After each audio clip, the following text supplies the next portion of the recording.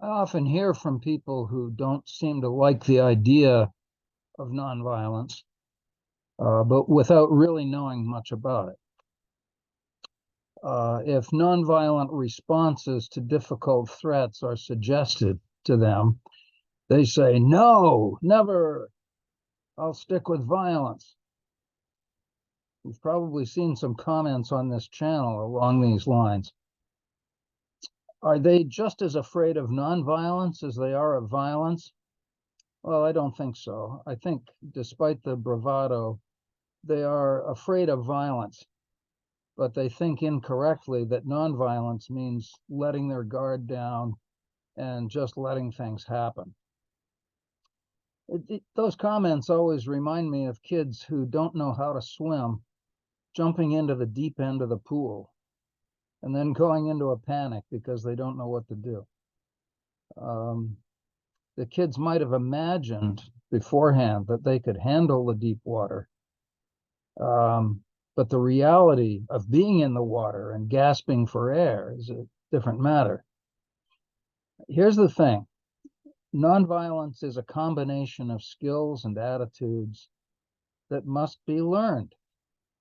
Just as with swimming, some folks will pick it up quickly and others will struggle for a while. But effective nonviolence is not something you can conjure up just by snapping your fingers. In our book, Ira Zepp and I wrote the following. Nonviolence is very much like learning to swim.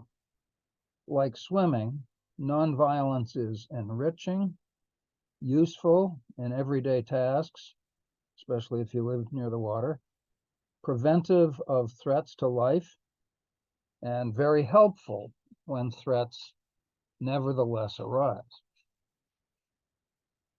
It might be added that just as being able to swim makes a person less afraid of the water, learning nonviolence reduces a person's fear of threatening situations.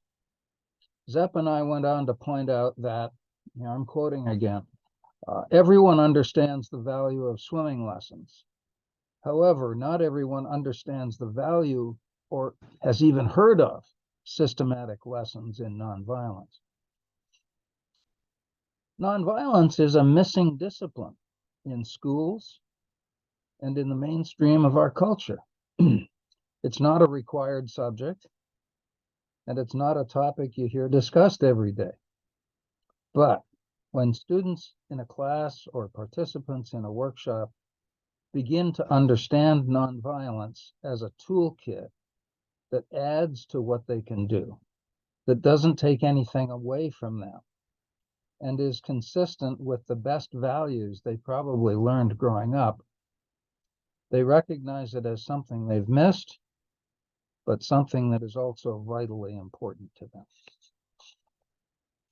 If you'd like to read about our analogies of nonviolence to swimming and other ideas, those come from our book, Nonviolence, Origins and Outcomes, written by me and the late Ira Zepp, my dear friend and mentor.